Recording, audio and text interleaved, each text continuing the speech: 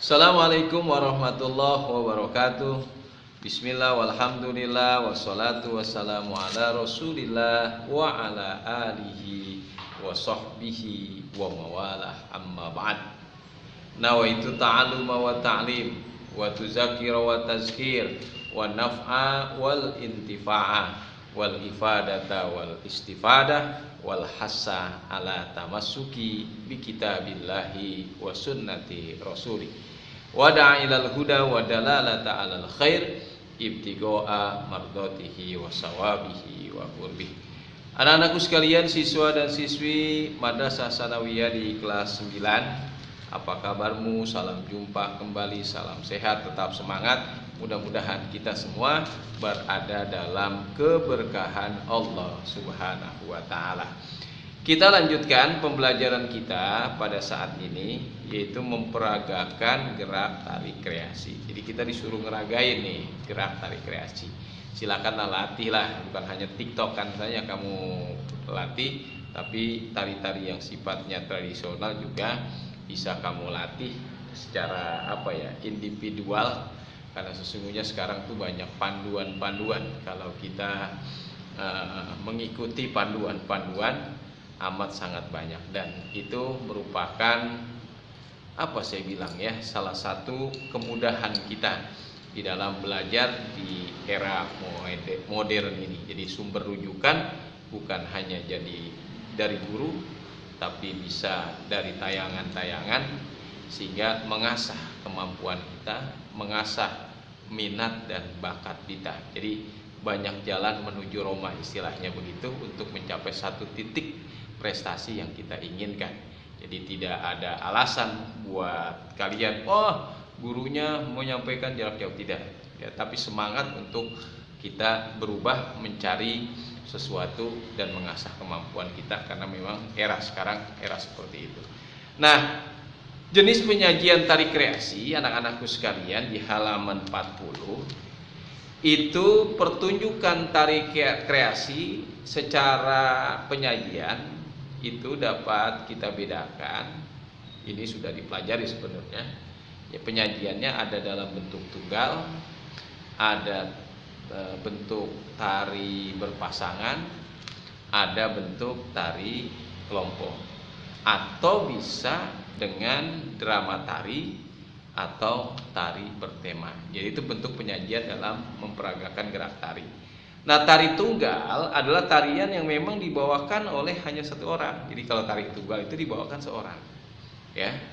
Walaupun dalam tari tunggal tidak mutlak tarian itu harus dibawa satu orang. Jenis tarian bisa saja yang dimainkan secara berpasangan, tapi karena yang memainkan satu orang maka disebut tari tunggal. Misalnya contoh tari kreasi tunggal, misal tari topeng dari Betawi, itu biasanya tunggal. Kemudian tari berpasangan adalah tarian yang dilakukan oleh dua orang, ya, yang bertugas saling melengkapi dan saling mengisi. Berpasangan maksudnya bisa pria dengan pria, wanita dengan wanita, atau juga pria dengan wanita. Bisa jadi tariannya kelompok, tapi dimainkan secara berpasangan, dia tetap saja disebut istilahnya tari berpasangan, gitu ya.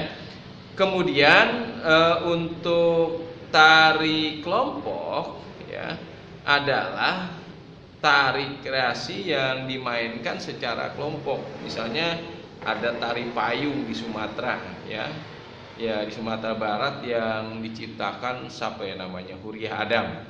Nah, tari kelompok adalah tarian dilakukan secara berkelompok, baik laki-laki, perempuan, atau campuran laki-laki dengan perempuan. Nah, tari kelompok ini sering kita jumpai pada panggung-panggung pertunjukan.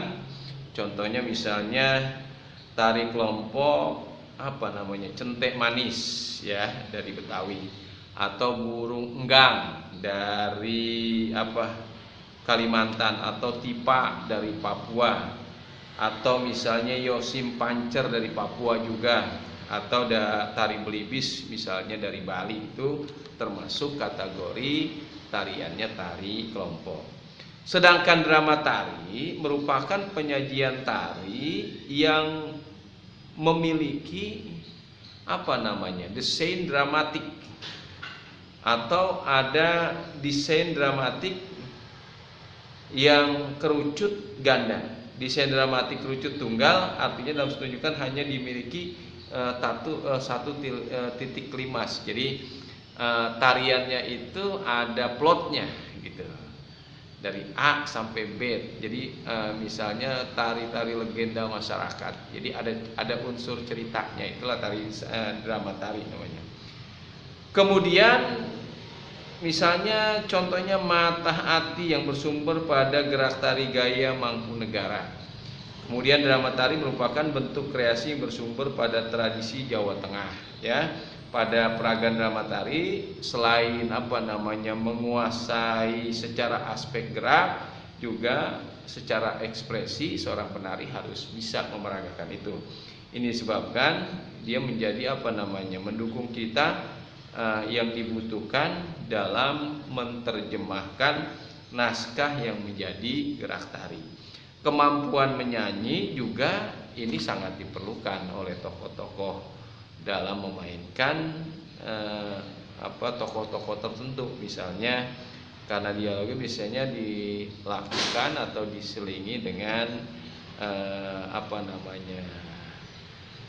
dengan dialog-dialog. Nah, itulah penyajian gerak tari. Di sini ada berlatih mempergerakkan gerak tari sehingga dibaca, ya, sampai tuntas, dicoba dipraktekkan, mudah-mudahan terinspirasi. Nah, untuk tugas silakan dikerjakan 5 soal 1, 2, 3, dan 4 gitu ya.